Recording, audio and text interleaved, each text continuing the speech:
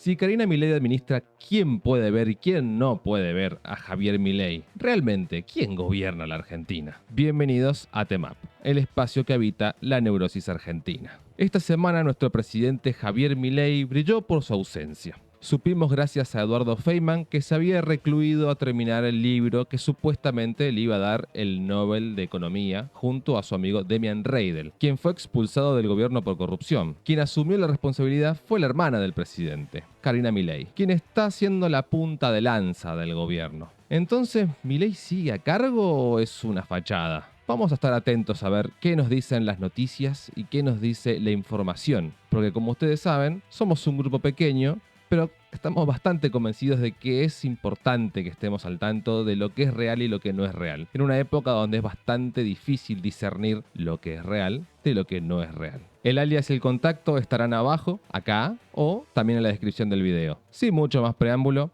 comencemos. Política nacional.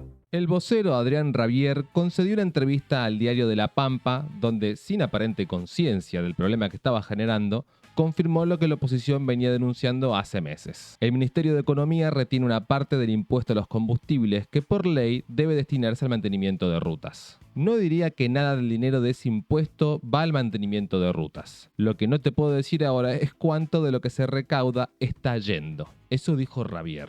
Y luego completa. El resto lo dispone Caputo como parte de lograr el equilibrio fiscal. Con esa frase, el vocero confirmó la malversación de fondos de afectación específica que tipifica el artículo 260 del Código Penal, con penas de 1 a 3 años de prisión, que sería bastante considerado con Caputo. La oposición no necesitó investigar nada, simplemente esperó que el vocero hablara. Algo de lo que veníamos hablando antes, ¿no? Que el vocero es bastante incompetente. Y en estas cosas se nota muchísimo. Demasiado, diría yo. ¿No pensás que puede ser un infiltrado dentro del gobierno? Sería darle mucho la vuelta. Probablemente hay que retomar la teoría de que la realidad es un poco más lumpen. Simplemente es un imbécil. Simple, lisa y llanamente un tipo que no está para el cargo. Como si Adorno lo hubiese estado, ¿no? Pero evidentemente este tipo más abajo todavía. El mismo día que esto explotaba, se conoció otro dato sobre el dinero y las provincias. El Ministerio de Economía giró más de 33.000 millones de pesos en obras viales a un puñado de provincias cuyos legisladores, a continuación, acompañaron al gobierno en las sesiones más sensibles del Congreso. El dato fue reconstruido por La Nación con documentos oficiales obtenidos por acceso a la información pública. El gobierno retiene el dinero de las rutas para el equilibrio fiscal y gira el dinero de las rutas cuando necesita votos. El destino del dinero de las rutas depende del calendario legislativo, no del estado del asfalto. Pero la noticia institucional más profunda de la semana fue otra, de la que hablamos más al principio cuando estábamos hablando de quien está haciendo la punta de lanza de este gobierno. Porque Karina Milei implementó reuniones de gabinete sin la presencia de su hermano Javier. Convocó a los ministros de forma rotativa para que rindan cuentas sobre sus áreas, empezando por Sturzenegger. Según voces del gabinete citadas por la Política Online, Javier Milei se desentiende cada vez más de los asuntos cotidianos de gobierno. Un referente de las fuerzas del cielo fue incluso más directo. La tarotista ya es la presidenta de hecho. El candidato que prometió terminar con la casta delega el gobierno en su hermana que no fue elegida por nadie y que a su vez le prohíbe los cara a cara de los ministros al presidente. Argentina tiene un gobierno formal y un gobierno real, pero rara vez coinciden tan abiertamente. En el plano judicial, el gobierno esta semana también sumó nuevos frentes. El fiscal Policita firmó el requerimiento de justificación patrimonial que Adorni deberá responder en poco más de una semana. Más de 43 millones de pesos y $400.000 de diferencia inexplicable entre sus ingresos formales y sus gastos acreditados. Una veintena de preguntas con prueba incorporada. El ex vocero que dijo que la novela terminó tiene poco más de una semana para escribir el último capítulo. También esta semana el gobierno cerró el decreto para entregar Tecnópolis a los Zaguier, dueños de La Nación, en acuerdo con Live Nation para gestión de eventos. Karina Milei les había levantado el veto a la familia Zaguier en los últimos meses. Lo que antes era bloqueo político, ahora es concesión por 30 años del periodo cultural más grande del país. El Ministerio de Seguridad presentó una denuncia penal contra los manifestantes que participaron de los incidentes frente al Congreso durante el debate de la ley de tierras. Las personas detenidas, incluyendo heridos, podrían enfrentar hasta 20 años de prisión por atentado agravado a la autoridad. El documento fue firmado por Alejandra Monteoliva. La sesión igual terminó con una derrota del oficialismo. Queda un poco rara la comparación cuando hablamos de robar impuestos como lo está haciendo Caputo con lo de las rutas, que tienen de 1 a 2 años de prisión, mientras que el gobierno quiere meter presa gente que estaba manifestándose pacíficamente, diciéndole ahora son 20 años por atentado agravado a la autoridad. Es asustar a la población nada más, para que justamente no se manifieste. Sí, que es algo de lo que han hecho siempre, ¿no? Pero bueno, se nota mucho más y es algo que no pudimos hablar la semana pasada porque no tuvimos programa, pero se notó mucho la derrota del gobierno, sobre todo en la represión, en cómo fue la hazaña con la gente. Y que ahora encima te digan, bueno, son 20 años porque prácticamente reventamos a balazos de goma, solamente hace que se note más la derrota del gobierno. Tampoco hay que confiarse demasiado, ¿no? Pero puede que haya un antes y un después en toda esta cuestión. En la Corte Suprema, un escándalo que mezcla el Poder Judicial con la discapacidad. Los jueces Carlos Rosenkranz e Inés Weinberg bajaron el puntaje a candidatos al cargo de vocal en la Cámara Civil y Comercial que, al responder preguntas del concurso, citaron jurisprudencia que condena al Estado por incumplir derechos de personas con discapacidad. Los calificaron con lenguaje mediocre. 2 miembros de la Corte Suprema que imponen una penalidad académica a quienes citan fallos que protegen a las personas con discapacidad. El mensaje para los jueces que aspiran a ascender quedó claro, aunque no haya sido explícito. Todo marcha acorde al plan. De eso no hay ninguna duda. La nueva secretaria de Ciencia e Innovación se había presentado como doctora en IA, pero el doctorado lo otorgó la American Andragogy University de Hawái, una institución sin reconocimiento oficial en Estados Unidos que funciona como un curso a distancia. Bueno, el gobierno eliminó la palabra doctora de su perfil oficial. Es la única manera que tienen para recular en chancletas, como hacen siempre. Después de la resistencia de los gobernadores del Norte Grande, el gobierno frenó el intento de eliminar las PASO y dijo que no está apuradísimo. Lo vinculan a una negociación más amplia que incluye el recorte de zonas frías y compensaciones energéticas. La definición llegó tras el viaje de Santilli a Posadas. El diputado Aldo Leiva citó al embajador Peter Lamelas para el 19 de agosto por denuncias de la cooperativa Calf de Neuquén. Funcionarios de la embajada habrían presionado para que no se contrate a empresas chinas en infraestructura tecnológica para vaca muerta. Lamelas ya había dicho públicamente que esa decisión no va a traer más inversiones. El Congreso quiere las explicaciones cara a cara. Bueno, pasando esto, vamos a ver cómo vive esto la gente. La Argentina de Milei.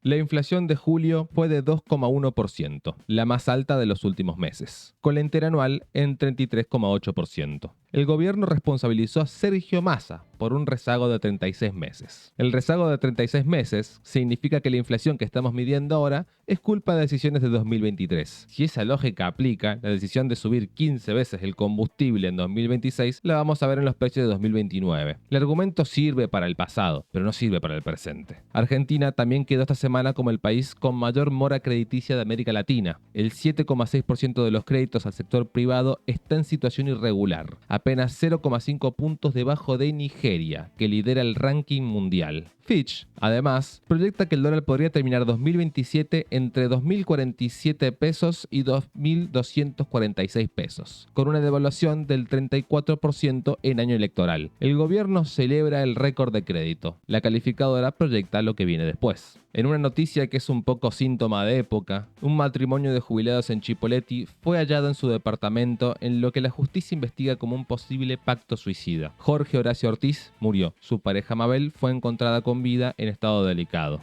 Vecinos que notaron la ausencia de uno de ellos y olores en el lugar alertaron a la policía. No sabemos los detalles de su situación económica, pero el contexto en el que ocurrió, jubilaciones mínimas que no cubren la canasta básica, medicamentos que no llegan, PAMI en crisis, no es un dato secundario. Es el marco en el que estas historias pasan. Hay noticias que evidentemente no tienen el titular adecuado. Y entrando en los cierres de esta semana, Migor despidió a 300 trabajadores en Río Grande, Tierra del Fuego, incluyendo 28 delegados gremiales, en lo que el sindicato calificó como represalia por el reclamo de un premio anual. Los trabajadores llegaron un lunes y no los dejaron entrar. Viacorp cerró una sucursal mayorista en Zárate a 6 meses de haberla abierto. La caja diaria no cubría los costos. El consumo no acompañó. También Mercado Libre fue denunciado por usura. Cobra tasas de hasta 1.375% anual, 20 veces más que en Brasil. Y Caputo presionado por la caída en las encuestas, habilitó que los bancos presten los dólares del ahorro a empresas que no generan divisas. La misma lógica de siempre. Cuando el modelo no da, se abre una nueva fuente de crédito hasta que la fuente se agota. Yo me pregunto, Caputo no sabe de historia, porque es exactamente lo que pasó en el 2001. No hay que ser un genio para darse cuenta de que decirle a las empresas, podés tomar la plata de la gente cuando vos no generás plata, solamente estás alimentando el caos. Es hasta difícil de creer, ¿no? O sea, es realmente difícil de ver la noticia y decir que estos tipos no se dan cuenta de lo que están haciendo o son demasiado conscientes de lo que están haciendo. Que es un poco la primicia de este programa. Todo marcha acorde al plan. Ahora, pasemos a Mendoza. Mendoza, tierra de contradicciones. Unilever confirmó el cierre definitivo de su planta histórica de deshidratación de vegetales en Corralitos, Guaymallén, tras 6 décadas de actividad. 60 trabajadores fueron desvinculados. La marca Nor sigue en el país, pero el producto ya no se hace acá. La empresa saldó los compromisos con productores cuyanos y con el INTA. Pero el cierre de una fábrica que durante 60 años articulaba economías regionales de Cuyo, productores de vegetales, proveedores y logística, no se solventa con indemnizaciones. Es un modelo productivo que se va. Más de lo que hablábamos anteriormente. Mendoza enfrenta una alarmante sangría del entramado socioeconómico que ya no puede explicarse como una fluctuación coyuntural, sino como un deterioro estructural sostenido. Entre mayo de 2025 y mayo de 2026, la provincia perdió 700 empresas formales. Este proceso de contracción, que acumula caídas interanuales ininterrumpidas desde enero de 2024, alcanzó en mayo de 2026 su punto más crítico en 2 años y medio, registrando una baja del 3,3%, que superó con creces la pérdida previa de entre 605 y 622 compañías mensuales. El impacto golpea de lleno el corazón de la economía real mendocina. El colapso lo lideran sectores estratégicos como la agricultura y la ganadería, con 203 establecimientos cerrados, el turismo y la gastronomía con 191, el comercio con 153 y la industria manufacturera con 105, acompañados por el parate en la construcción, dibujando un panorama de destrucción neta de empleo e inversión que exige respuestas urgentes. Cornejo ya había festejado que la gente pierda el trabajo. La pregunta es, ¿esto lo volverá a festejar? Vamos a ver qué es lo que dice. Un informe periodístico de El Otro reveló el doble estándar del cornejismo mendocino, cuyos legisladores nacionales respaldaron en el Senado de la Nación un proyecto para encarecer y dificultar las expropiaciones bajo el principio de la inviolabilidad de la propiedad privada, pese a haber sancionado 108 leyes locales que expropiaron casi 11.900 hectáreas en Mendoza entre 2016 y 2026. A pesar del discurso crítico frente a intervenciones estatales como la de Vicentín, las administraciones de Alfredo Cornejo y Rodolfo Suárez recurrieron de forma sistemática a este mecanismo, utilizando una normativa heredada del peronismo de los años 70 para traspasar grandes extensiones de tierra productiva a proyectos energéticos, mineros y turísticos, destacando casi 7.000 hectáreas en Malargüe para Patamora y Portezuelo del Viento, además del complejo Penitentes, que terminaron favoreciendo la concesión y operación de capitales privados e internacionales. Hablando de gobierno mendocino, la vicegobernadora de Mendoza, Eve Casado, volvió a generar controversia en la red social X tras participar en la entrega de premios del programa Uniendo Metas de la ONU en San Rafael, donde optó por ironizar sobre su conflicto diplomático previo en lugar de priorizar el reconocimiento a los estudiantes secundarios. Al fotografiarse entregando un diploma a los alumnos que representaban a Francia, la funcionaria publicó la frase ¿podía? Es pregunta, haciendo alusión directa al reciente escándalo en el que la embajada francesa la declaró persona non grata por realizar comentarios racistas contra el seleccionado galo, lo que incluso motivó una carta formal de disculpas del gobernador Alfredo Cornejo. A pesar del rechazo institucional, Casado minimizó el hecho en declaraciones radiales, justificando que sus redes reflejan su postura como ciudadana común y no pretenden buscar polémica. Yo lo que me pregunto, y lo que creo que el resto debería preguntarse, es ¿ciudadana común? Sos vicegobernadora, no sos una ciudadana común. Pero evidentemente eso no le entra en la cabeza a este tipo de personas, que se creen con la capacidad de decir, no, yo puedo decir y hacer lo que yo quiera, que es la lógica de la gran parte del gobierno. Pero en estas situaciones se nota mucho. Eve Casado, no sos una ciudadana común. Eso lo tenés que tener en cuenta. Y retomando Mendoza quedó última en el ranking nacional de salarios docentes. El informe de la Secretaría de Educación de la Nación para junio de 2026 ubicó a la provincia en el puesto 24 de 24. El cargo testigo, maestro de grado con 10 años de antigüedad, cobró 935.449 pesos, frente a un promedio nacional de 1.308.651. Neuquén, que lidera el ranking, paga 2.521.569. San Juan ocupa el puesto 9 del país con 1.418.350 pesos. Un maestro mendocino gana 483.000 pesos menos que uno de San Juan. La provincia que debate si hacer o no las PASO en 2027 tiene pendiente una discusión más urgente con los docentes, que tienen el salario más bajo del país. El diario británico Financial Times confirmó la construcción de Huamani, un refugio de supervivencia privado de 32.000 hectáreas en San Carlos, Mendoza, cerca de Eugenio Bustos, impulsado por el empresario Martín Varsavsky, junto a socios como Dan Lubetsky y el embajador argentino en Estados Unidos, Alec Oxenford.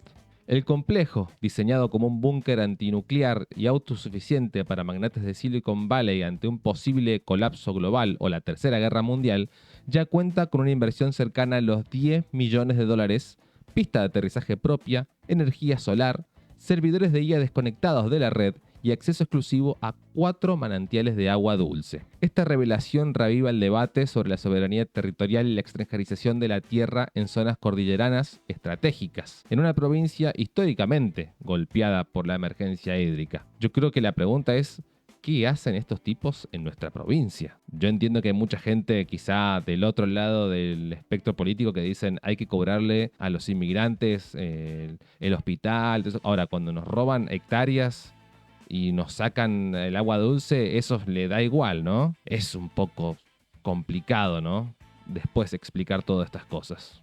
Esto nos abre un poco la puerta para salir de Argentina e ir un poco a lo que está pasando en el mundo. Internacionales. El portacontenedores chino Dubai Tower partió desde el puerto de Ningbo rumbo a Europa atravesando el Ártico. Cruza el estrecho de Bering, bordea la costa norte de Rusia y llega al continente en la mitad del tiempo que tarda la ruta habitual por el Mar Rojo. El movimiento no es logístico, sino que es estratégico. China lleva meses desarrollando la ruta marítima del norte como alternativa real al paso que los hutíes tienen bloqueado y que la guerra de Irán mantiene en tensión permanente. Mientras el conflicto en Medio Oriente rediseña las rutas del comercio global, China empieza a operar el mapa nuevo antes que los demás siquiera empiecen a dibujarlo. En esa misma dirección geopolítica, Tailandia le pidió a Rusia que acelere las negociaciones para firmar un acuerdo de libre comercio con la Unión Económica Euroasiática. El dato merece contexto. Tailandia es aliado principal extra-OTAN de Estados Unidos desde 2003 y sede de Cobra Gold, el mayor ejercicio militar conjunto de Asia-Pacífico. Que un país de ese peso pida acelerar su acercamiento a un bloque liderado por Moscú no es una ruptura con Washington. Eso no va a ocurrir. Es lo que hacen cada vez más países en la transición sistémica que estamos atravesando. Diversificar socios para no quedar atados a un solo polo cuando ese polo empieza a mostrar límites. Todo lo contrario de lo que estamos haciendo nosotros como país. En este caso, Tailandia no cambia de bando, sino que suma opciones. Y la diferencia importa. Sobre el estado real de la guerra, un alto mando iraní afirmó esta semana que más del 75% de la capacidad de misiles y drones del país permanece intacta, pese a meses de ataques estadounidenses e israelíes. La cifra contradice directamente a Trump, que el mes pasado estimó que a Irán le quedaba solo el 22% de su arsenal. También supera la estimación de la CIA de mayo, que calculaba alrededor del 60%. Ninguna de las tres cifras está verificada de forma independiente. Son estimaciones de partes con intereses directos en el relato. Lo que sí es verificable es el cambio de doctrina que asoma detrás de las declaraciones. Irán dejó de operar con la paciencia estratégica de siempre, delegar en aliados regionales y responder después del golpe, y empezó a anticiparse. Comandos descentralizados, lanzaderas dispersas por el territorio y acciones preventivas. Es el comportamiento de una potencia regional que ya no se piensa como un país sitiado, sino como un actor con capacidad de fijar términos. Habrá que ver si la economía interna con inflación por encima del 40% le permite sostener esa apuesta en el tiempo. Y para cerrar, una noticia que conecta directamente con el presente. El gobierno de Israel financió la creación de un sitio web que se presenta como un instituto de investigación independiente, el llamado Instituto Hanover para Políticas Públicas, pero que en realidad fue producto de la empresa de comunicaciones Piro Inc., por encargo de la agencia de publicidad del gobierno israelí. con un contrato de $900.000. El sitio publica más de 100 textos de apariencia académica sobre Palestina, la Nakba, Gaza y crímenes de guerra sin firma de autores individuales. La estrategia, según la investigación de Responsible Statecraft, no apunta solo a un público humano. El objetivo es que ese contenido sea indexado por los grandes modelos de lenguaje para influir en cómo los sistemas de inteligencia responden preguntas sobre el conflicto. No es propaganda tradicional, es envenenar la fuente de la que cada vez más personas obtienen la información. En un mundo donde millones de personas le piden a la IA, en vez de buscar en Google, controlar qué aprende la IA es controlar parte del relato. Israel no es el único que lo intenta, pero es el primero que se documenta con esta claridad. Y antes de cerrar, en la noticia emotiva de la semana, queremos mencionar al veterano Eduardo Canitrot, que a 44 años del conflicto bélico regresó a las Islas Malvinas para rendir homenaje a los caídos y cumplir la promesa de visitar en el cementerio de Darwin la tumba de su compañero de combate Pedro La Rosa. Le dijo: «Vine, Pedro, como te prometí». Eso expresó él al reencontrarse en el lugar donde yacen los restos de su amigo. Durante su permanencia en las islas, el veterano también recorrió Puerto Argentino y desplegó la bandera argentina en el mismo sitio donde finalizó su participación en la guerra hace más de 4 décadas, cerrando así un trayecto de valor personal y memoria histórica. Memes. Ramiro, Diga, nueva semana, nuevos memes. vamos allá. Vamos allá. Ahí te paso el primero. Son bastante picantones algunos, ¿eh? Me imagino. Sí, ahí hay que tener cuidado con ciertas palabras Ujú. para que cierta organización no gubernamental Bien. nos diga algo después. Bien, vamos a tratar de... O de última me puede hacer pip Ok, dale. y blurreamos toda la pantalla. Lo ¿viste? pongo en edición, no tengo Las drama. cosas que hay que hacer, ¿viste? Como para que se pueda ver un poco más, es terrible. Para que seamos libres de verdad, ¿o no? Sí, bueno, la libertad. Está la libertad y está la libertad. Sí. Usted me entiende. Ahí va el Milei primero. Milei enojado porque hoy le toca laburar. Es un poco lo que no hizo esta semana, me parece. O mejor dicho, se levantó para seguir escribiendo ese famoso libro que va a sacar de la... ¿Cómo había dicho él? La honestidad o la moralidad. La moralidad como política de Estado. Che, ¿será plagio? La verdad que puede ser, ¿eh? Puede ser que sea plagio. Porque en su gobierno yo no veo mucha moralidad como política de Estado. O sea, sigue defendiendo a Spert, sigue defendiendo a Dorni. Tipos que sobran pruebas para decir, che, esto no es muy moral, que digamos, pero no sé, como no soy presidente no opino, ¿no? ¿Viste? Es como, queda Sí. un poco eso, esa cuestión. ¿Se pondrá en la biografía del libro como doctor en ciencias económicas? Mirá, si con la otra tipa sacaron la palabra doctor, yo creo que este se tendría que dar cuenta de que no puede poner doctor cuando no lo es. Pero todo está por verse. Pasemos al siguiente. Mira, mírate este. Tengo una idea para que se nos seque la ropa. Ofrecerle un sacrificio al dios del sol. Yo estoy. No sé ustedes, yo estoy. Porque este tipo nos está... O sea, más que para que se nos seque la ropa, sería como para que aparezca algo de plata por la calle, ¿viste? De que en los negocios de la nada aparezca gente. La verdad que me parece muy triste pasar por lugares donde veo que hay gente en los locales que está prácticamente sentado en una sillita diciendo, por favor que venga alguien. ¿Saben quién es uno de los grandes responsables? El que deberíamos estar sacrificando en este momento. Pasemos al siguiente. Paseo antes que nos cancelen. Sí. Mírate este. Una realidad latinoamericana. Abraza a tu hijo y dile que lo amas antes de que se identifique con... Y bueno, sobrados ejemplos de... Ay, Dios. No, es que veo las caras y digo, no puede ser. No puede ser que... Los veo con la banda presidencial y digo, la puta madre, boludo. En el último está quien nos falta. Sí. Es... Bueno, que Milei lo dijo. ¿Quién es mi sucesor? Agustín Laje. ¿Quién va a votar a Agustín Laje, papito? O sea, te votaron a vos porque el anterior fue Alberto Fernández. Porque si no, no sé si pasaba.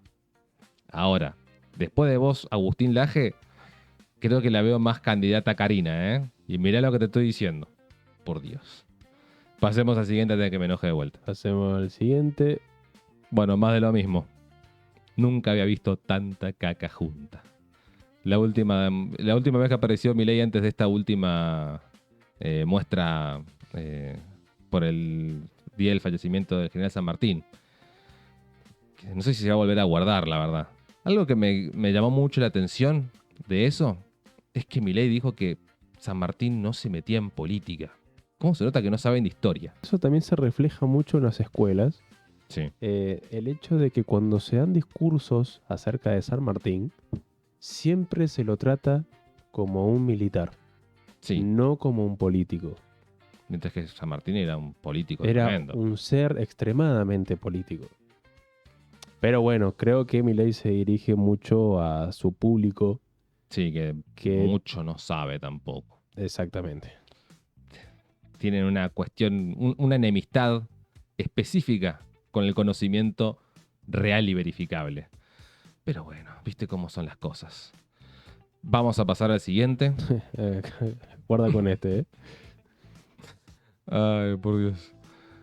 Es que yo creo que no hay nada que decir. Yo creo que simplemente es como si fuese una película sobre la realidad. O sea, si fuese un GIF estarían revoleando la carterita así. Y ahí metería a todos los personajes de los memes anteriores. Claro, estarían en la imagen, Estaría seguirían Laje, estaría Bolsonaro, Fujimori. Por favor. todos. Vamos, antes de que acá hagamos algo que tengamos que decir. Sí. Ya lo siento que me están soplando. Sí. Bueno, mira, este es el último. Este para relajar un poco. Un poquito menos de política. Digamos que nos vamos a meter en este mundo de tapadera. Sí. Bueno, pero lo hacemos a través del meme. Insultos que tendrán mayor peso en generaciones futuras. Tu papá fue a competencia de farmear aura. Sí, lo hablábamos fuera de aire recién, es como más o menos lo que pasó con Los Terians. los Terians, pero un poco más imbécil, ¿no? Hay que ser honestos. A mí, en lo personal no me molesta, ¿eh? Ahora, un poco de imbecilidad. Porque es una forma medio de armar comunidad también, como lo fueron en su época los vloggers, los emo. Pero esto un poco desprovisto de la cuestión popular, porque en realidad estás viendo quién es mejor individualmente, quién puede hacer más esas huevadas que, no sé, para farmear ahora lo tuvimos al indio, qué sé yo. Para farmear ahora estaba San Martín, amigo. Estaba el Diego. Estaba el Diego. Tenemos un montón de gente que no necesitó farmear aura para realmente farmear aura. Pero bueno, evidentemente hoy en día hay que decir todo de forma explícita porque si no, no se entiende, ¿viste? Y eso es un poco, creo, el problema de la época, que todo es tan literal que ya ni siquiera te sorprende nada a esta altura. Bueno, yo creo que así podemos ir un poco terminando este nuevo programa de Temap. Que, a ver, el presidente se la pasó encerrado escribiendo libros mientras la hermana ejerce el poder real en la Argentina, ¿no? Es algo que no podemos dejar pasar tampoco. Y eso también evidencia mucho el desorden interno que hay dentro del gobierno. Es cada vez más evidente. Se nota mucho sobre todo en Javier, que es la voz de este gobierno, que no está diciendo lo que el gobierno necesita, sino que está siendo casi su principal opositor.